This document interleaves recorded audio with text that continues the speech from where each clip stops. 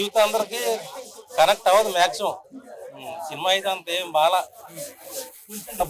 చాలా మంది భారతీయ వన్నే 1000 రెట్లు బెటర్ ఈ సినిమా కంటే.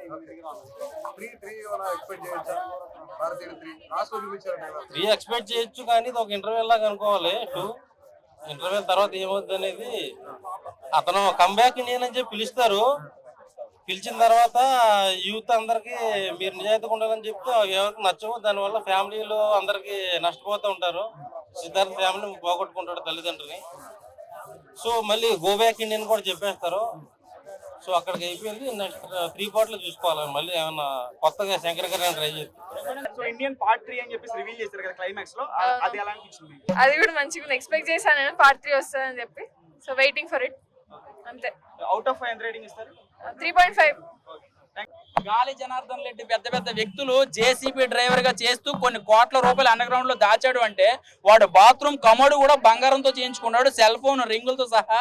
అంటే గుండె కూడా బంగారంతో తయారు చేయించుకుంటే కూడా చేంజ్ చేసుకుంటాడు అనేది బాగా రీసెర్చ్ చేసింది శంకర్ గారు అనే చెప్పాలి. ఎందుకంటే పాయింట్స్ చెప్పారు ఓకే, బట్ కమల్ హాసన్ గారు ఆ సినిమాలోనే ముసలాయన, ఈ సినిమాలో కూడా ఫైట్స్ కానీ అంటే యూనిసైకిల్ మీద ఇవన్నీ కొన్ని పాయింట్స్ కనెక్ట్ అవుతాయి. అంటే యాక్చువల్ గా ఆయన కరాటే మాస్టర్ కున్ఫు అంటే ఆయన అక్కడెక్కడో చైనాలో అన్ని ప్రాక్టీస్లు చేస్తూ ఇప్పటికీ కూడా ముసగుడు అయిపోయినా కూడా 6 ప్యాక్ ఉన్న బాడీ వాళ్ళతో కూడా ఫైట్ చేస్తాడు అనమాట. సో అది టెక్నికల్ గా కొంచెం మైండ్ తో మనం ఆలోచిస్తే ఏమో ఉండొచ్చేమో, తిరగచ్చేమో, ఎగరచ్చేమో అలాంటి హీరో. సో బాగా నచ్చింది ఏంటంటే, ఈ ముసలోడు నేను చూస్తాను రా బాబు, చచ్చిపోతాను, గంటన్నర నుంచి ముసలోడి క్యారెక్టర్ చూడలేకపోతాం అనే టైంలో అసలైన కమల్ హాసన్ గారు ఒక 20 నిమిషాల తర్వాత కనిపిస్తాడండి. నిజంగా కొన్ని సీక్వెన్స్ ఫైట్ సీన్లు కానీ ఆయన కష్టపడి, అంటే ఎంత డూబ్ ఉన్నా ఏదన్నా ఆయన ఒరిజినల్ లుక్ అయితే మాత్రం మనం మిస్ అవ్వం కదా.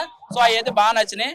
ఇంకా బొమ్మరిల్లు ప్రాపర్ ఒక 20 నిమిషాల తర్వాత అసలైన స్టోరీ అంటే ఆయన మీద రివర్స్ అయిపోతారు ప్రజలందరూ కూడా. అది ఫుల్ స్టాప్ పడిపోయింది. అది ఏంటో ఇప్పటికీ నాకు అర్థం కావట్లే. ఆయన గొప్పగా చూపించాడా, లేకపోతే ఈయన ఈ చావులందరికీ కారణం కమల్ హాసనేనా అనేది మంచిని తీసుకురాలేదు. సో అది ఒకటే నెగిటివ్ గా చూపించినట్టు అనిపించింది. ఇంకా బొమ్మరిల్లో మన సిద్ధార్థ గారి క్యారెక్టర్ ఎలా ఉంటది, అయితే ఆ సెంటిమెంట్ సీన్లు ఉంటాయి కదా. సో మళ్ళీ మనం సిద్ధార్థ గారు చాలా రోజుల తర్వాత ఆ యాక్టింగ్ స్కిల్స్ ఇంకా అప్పటికి ఇప్పటికి అలాగే ఉన్నాడు చెప్పాలంటే సిద్ధార్థ గారు. క్యారెక్టర్లు ఒకటే తేడా. సో ఓవరాల్ గా బాగా అంటే టెక్నికల్ విషయాల్లో కెమెరా వర్క్స్ ఇవన్నీ కూడా బాగున్నాయి, కానీ ఆ భారతీయుడికి మాత్రం రీచ్ అవ్వాలి. ఎందుకంటే సాంగ్స్ కానీ కొన్ని క్రియేటివిటీగా ఆలోచిస్తాడు.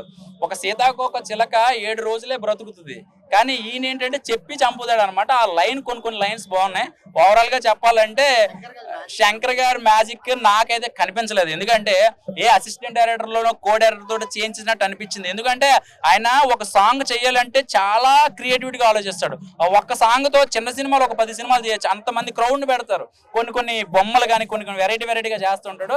సో కొన్ని అనిపించినాయి, ఏదో కూర్చుని చేయించినట్టు అనిపించింది, కానీ ఆయన దగ్గరుండి రోబో సినిమాల లాగా లేకపోతే రోబో 2 లాగా కొన్ని ఆయన ఒకే ఒక్కడ కానీ ఇలాంటి అనిపించలేదు నాకు.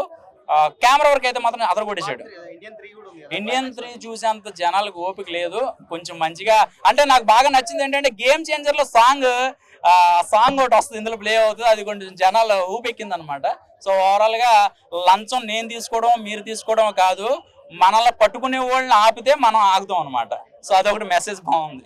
కరప్షన్ చేసే వాళ్ళందరూ వాళ్ళ పిల్లల కోసం చేస్తున్నారు, వాళ్ళ కోసం చేస్తున్నారు. బట్ ఇక్కడ మూవీలో చేసినంటే పిల్లలకి అవసరం లేకపోతే కరప్షన్ వాళ్ళకి తీసుకోరు అనమాట.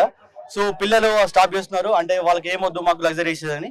So that parents should have to think to take the corruption to the outside, and it is good sign to the India. And come back, go back is not a stag, but we should have to take the necessary precautions to take any government sectors. Yeah. So Astag movie highlights movie ante Shankar is producing is very good, and actually lagging ఏం లేదు మూవీలో. ఒక scene create చేశాడు, but దాంట్లో message ఇచ్చాడు, parents stop చేయాలి, corruption అనేది తగ్గించాలి అండ్ కమ్ బ్యాక్ అని. సో గేమ్ చేంజర్స్ మూవీ వస్తుంది కదా, దాంట్లో he might be giving good message to the society.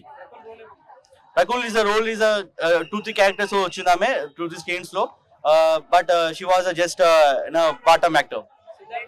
Siddharth actor is Siddharth కి ఇది ఒక మంచి మూవీ ఉంటుంది ఆయనకి, and might be is the right person to acting this movie, but might be return back society Telugu films industry.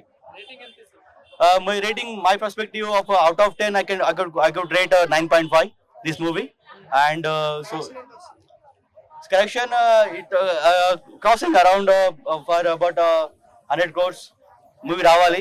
Hi hello mesmerise చేసే movie ముచ్చట్లు, release అయిన వెంటనే రివ్యూస్, మీ అభిమాన తారల రియల్ స్టోరీస్, సినిమా సమాచారం ఏదైనా క్షణాల్లో మీ చెంతకు. మరింకెందుకు ఆలస్యం, యోయో సినీ టాకీస్ ని సబ్స్క్రైబ్ చేసుకోండి. హలో నోటిఫికేషన్ కోసం గంట కొట్టడం అస్సలు మర్చిపోకండి.